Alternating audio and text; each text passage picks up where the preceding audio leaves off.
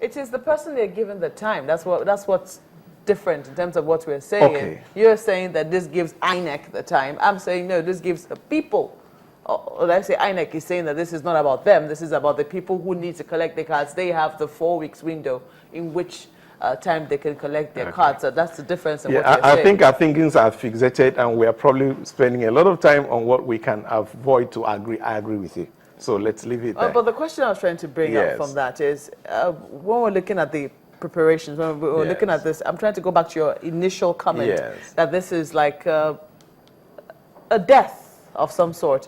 Nigerians should, if a death happens, the people who cry over spilled milk. I'm trying to remember your exact words now. People don't just, you say that it's a non-progressive person who sits and cries over spilled milk. If you have, I remember you saying, I agree with you. You're right. You quoted me right. Exactly. So people will say that people will still mourn. Yes. They will have the time to grieve. Yes. They will have the time to come to terms in terms of what has happened to them. So if we see what we've seen on social media or wherever it is that we've seen in terms of people counting the cost of what is, or the implications of what it is that has happened, isn't it only normal or natural? Very natural. But you see, you must do things within time frames that make sense so as to achieve certain targets. The first thing is that 6 weeks from now, the destiny of this country is going to be on trial. Wisdom demands that we've lost a loved one, but we must be careful to give that loved one a befitting burial. Now, we have a situation on hand. That situation has a time frame. What we want is that on that day, we are a happy people, we're a fulfilled people. Long after the price is forgotten, the quality should remain. As a result, I'm saying, fellow Nigerians, it was a terrible day. We are unhappy. I'm even commending the opposition parties for saying, gentlemen, we're not happy about this, but let's move on. So everybody is on the same page of let's move on. The question is, how do we move on, which is the way forward that we are discussing.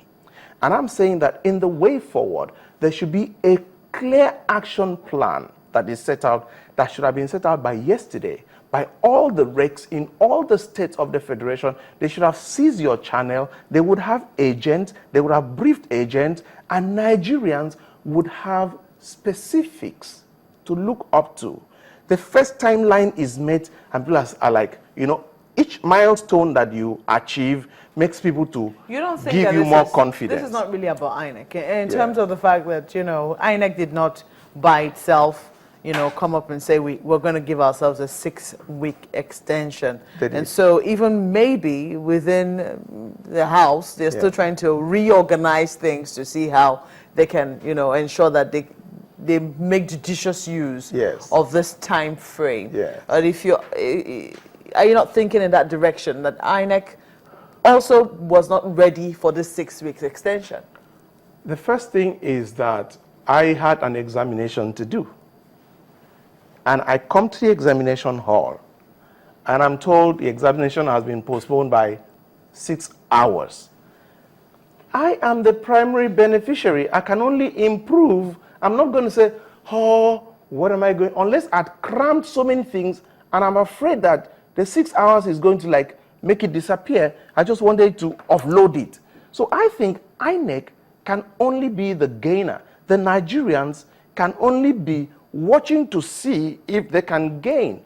And with each gain that is made, they are like, okay, this makes sense. Okay, this makes sense. So INEC comes up and says, fellow Nigerians, we have 6 weeks. Number one is that we are going to make sure that there are 2 issues involved. One is within their capacity, the other is not. They can talk about the war with the insurgency. They can talk about it. But they can talk about their own parts. What were the challenges? Number one is that all our materials were not coming in. Now all our materials will be in within the time.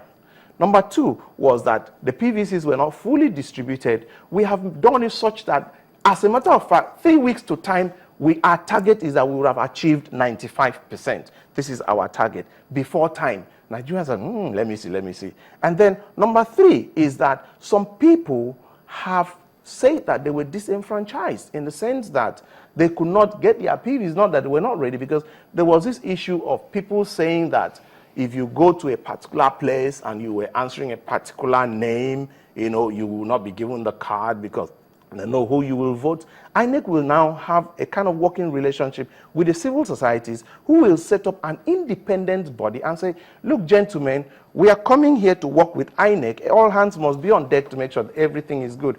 If you actually do have a cogent problem, call us. We are interfacing with INEC. Okay. And we believe that within the next 1 week maximum, all such cases would be documented. These people will come back to INEC. INEC will cross-check and actually see that Marquez's name is actually not there. Her card is really not there. What could have happened? Well, whatever happens, we bring another card for Marquez, okay? So by the 4th week, all the challenges would have been addressed. We now have 2 weeks to go. And we say, fellow Nigerians, like we said, on our part, we have met 100% of our targets. We have 2 weeks to do test running. Now, if they confidence do all that, building, yes. If they do all that, Yes. maybe before you go to your next point, the remaining 2 weeks and confidence building. Yes. One other thing that's going to be very crucial to this is perhaps where so many people say, look, this is where we started in the first place, security. Yes. I'll tell you something about security. I've heard Nigerians pass a lot of comments, and sometimes I just feel very sad.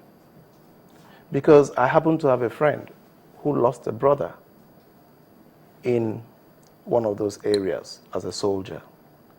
And this young man had all this passion and burden to get this thing done. He lost his life. We just sit down in the comfort of our homes and pass very reckless comments on the soldiers. I do believe that in every situation, you know, there's what they may call the Nigerian factor, whatever. But I know that there are a lot of honest and sincere, you know. I was, not long ago, 2 of us flew out almost together. And I got something that just brought the chills down my spine. I was going from Los Angeles to Las Vegas. And then there was a little delay in boarding. When we eventually finished the boarding, we discovered that there were about 18 soldiers that were going on operation. They were on the same flight. As soon as the doors were shut, the pilot announced, ladies and gentlemen, we want to acknowledge the presence of the soldiers in the aircraft. Everybody stood up and clapped. Every single person in the aircraft stood up and clapped for these 18 ordinary soldiers, right?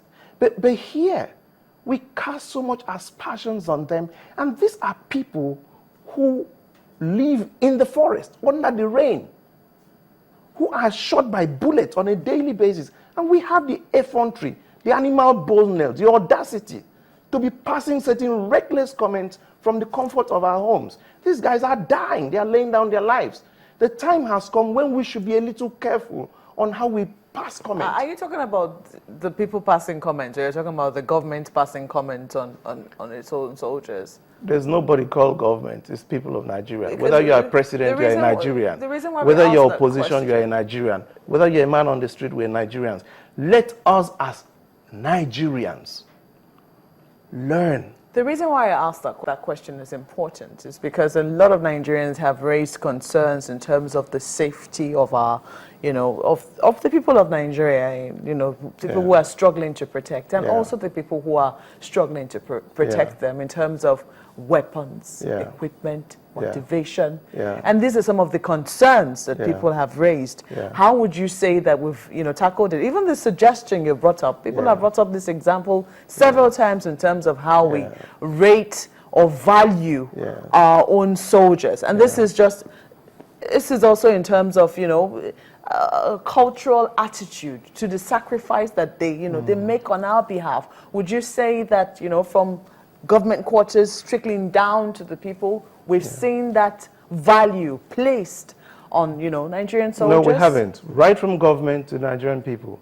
The government, you see, the way we have run this country before now in terms of the military is that The average Nigerian is not happy with the military because of rulership, not about military.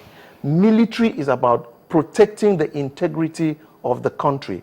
But rulership is military coming to boss over us. And the moment the shackles were thrown off, we are like, please stay there, do your job, and leave us alone. So that incursion creates a distortion, okay? But the time has come when, if the military says, in 6 weeks we are going to crush the insurgents, we have two reactions. Oh, shut up, I've heard that before. Or, oh God, please help them. For the sake of the people that are suffering, please help them. So I think in this I think part, that's an area yes, we shouldn't go to, because there's always, we've always talked about respect for the military here. Yes. We actually started Yes. a movement to support for our and troops. I'm happy for But channels. if you take the argument Enlist me as into- one of your members in that group. if you take the argument, thank you. If you take the argument further, it means that the military will be doing more of talking to the people so that they can actually let the people win back the trust and confidence they've always had. And if you say, people say, oh, come on, 6 weeks, it's because of comments over time Yes. and movements and comments from the military. We have the Chibok girls, oh no, we Yes. don't have them. We Yes. have a ceasefire, and no, there's no ceasefire. So by way forward, I agree with you. The way forward, the way forward is for what us we should be to, talking about we now. should lend them our faith for our own sake and say, God, let 6 weeks be 6 weeks. God, help them. I think we should lend them our faith. That's the way forward as concerning the military. Then as concerning INEC, I think we should come together, form a coalition of strategic partners. If we're able to do that, the way this election is structured is that if we can have free, fair, credible election, and this is one place I had given a lot of credit to the opposition for accepting, I will give much more credit to the President of the Federal Republic of Nigeria for insisting, which has cost him so much, that we have free, fair, credible elections. Thank you very much indeed. Eya Etok is a public affairs analyst for coming on today. We'll be back after the break. Join us again.